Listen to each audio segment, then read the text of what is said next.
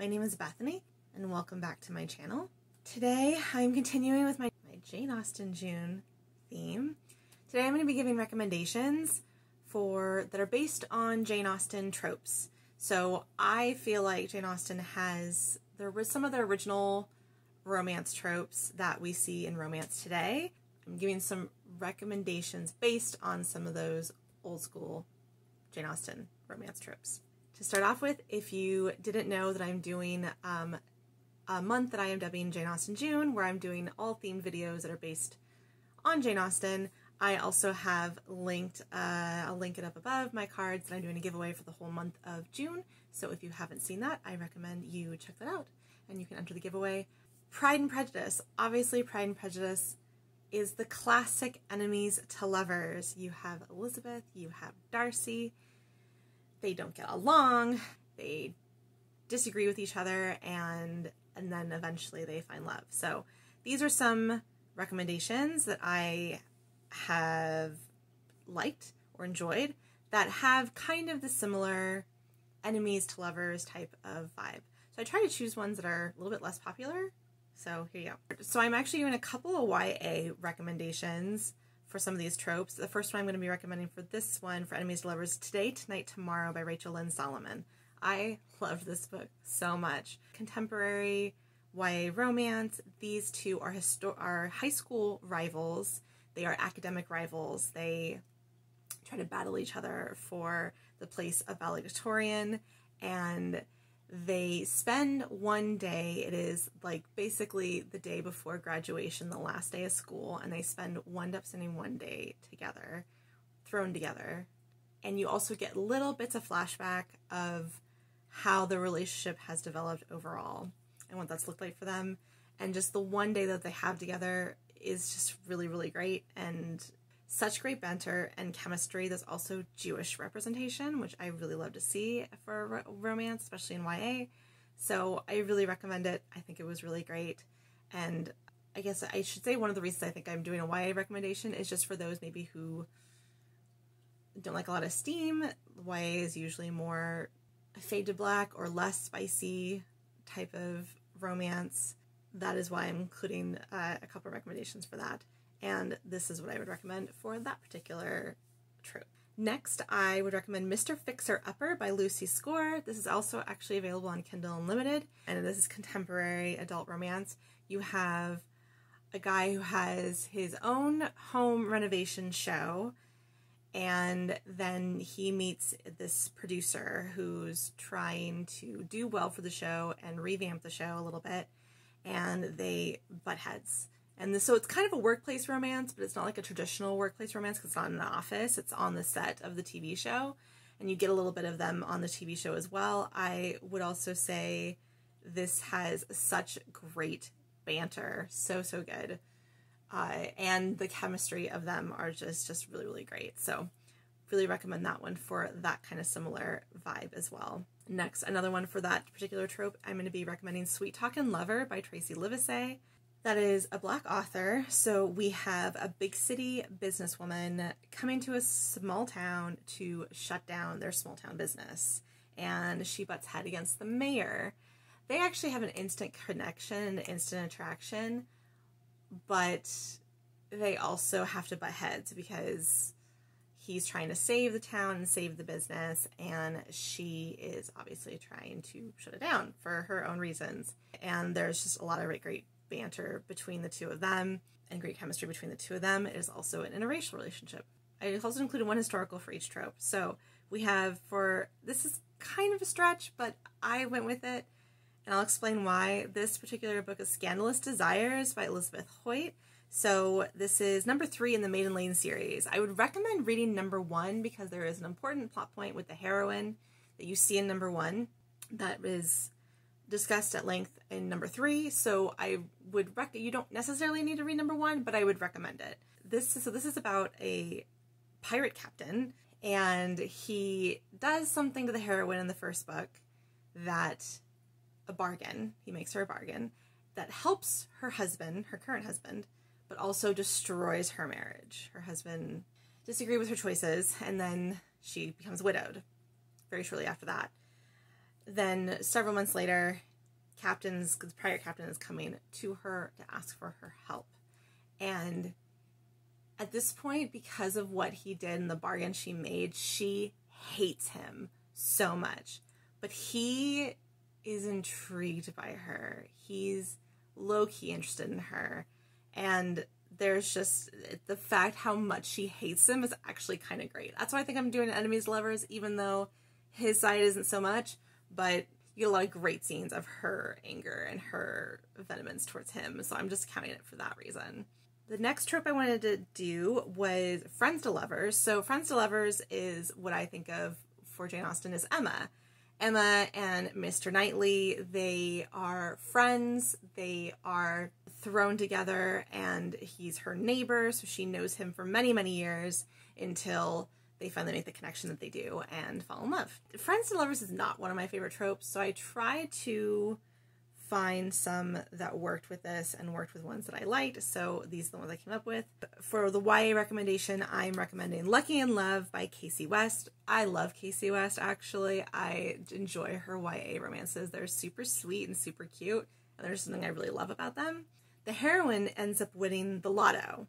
She turns 18, she buys the lotto ticket on a whim and ends up winning a good portion of money. And at that point, she's friends with the love interest. They're coworkers and they're just friends. And when she wins the lotto, they start kind of developing their relationship a little bit more.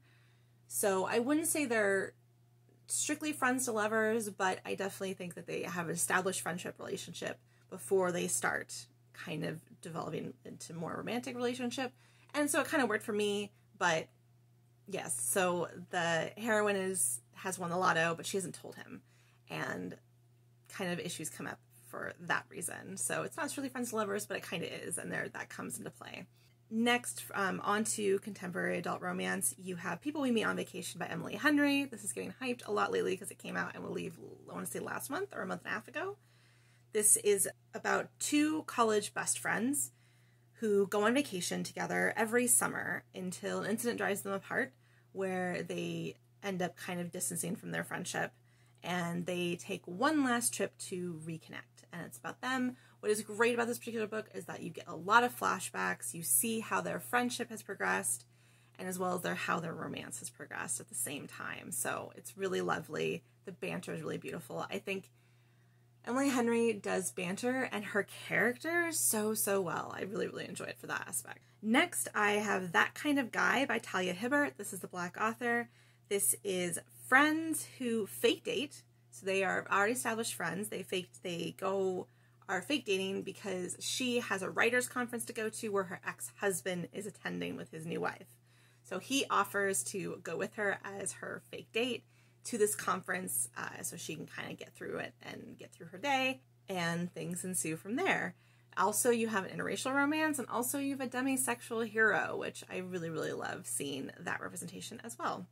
For the historical recommendation, I'm going to be recommending Romancing Mr. Bridgerton by Julia Quinn, because Colin and Penelope are like peak friends to lovers. They are so good. I really, really like their story, and I really like how it plays out. Yes, that is from the Bridgerton series.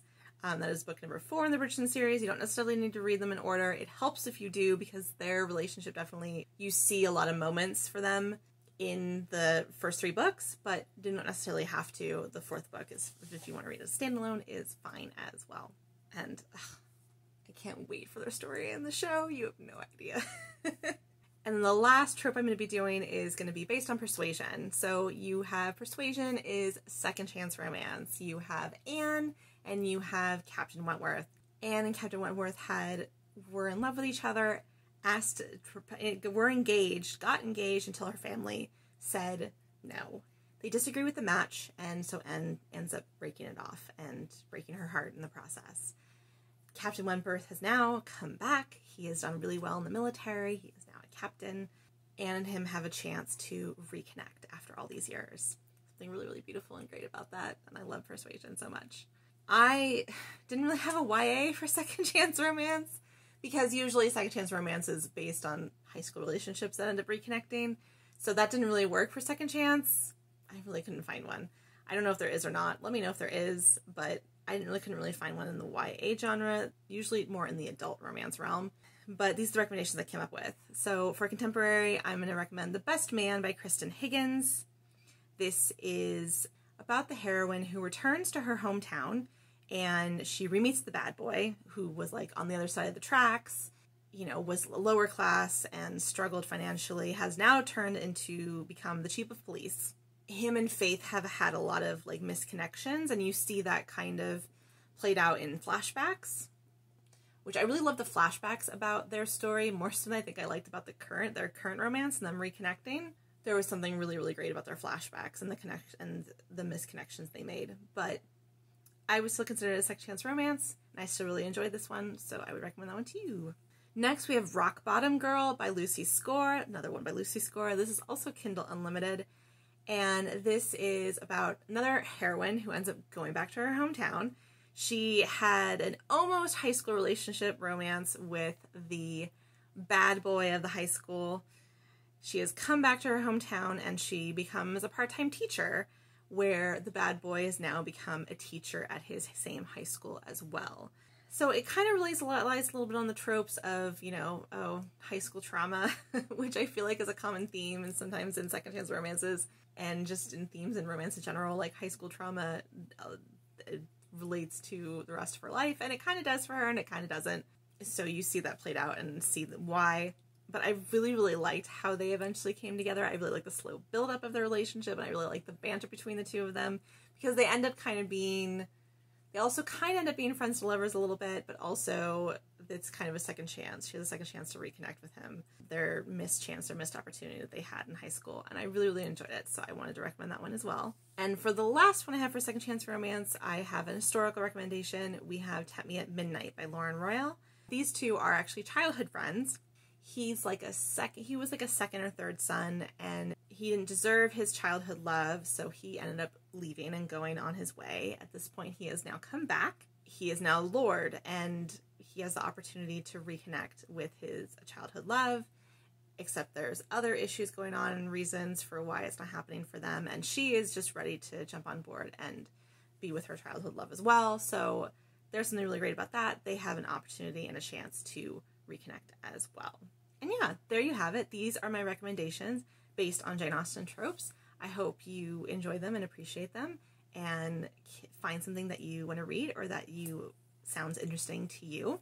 Let me know down in the comments below what romance trope out of these three are your favorite, or maybe a recommendation that I didn't mention of a book with that has one of these tropes. I would love to know. Thank you so much for watching. If you like what you saw and want to see more bookish things from me, please subscribe and hit likes and bells. I would really appreciate it, as well as follow me on all the things. I have all my social medias down below, and you can check that out as well. Again, thank you so much for watching, and I will see you again soon. Bye!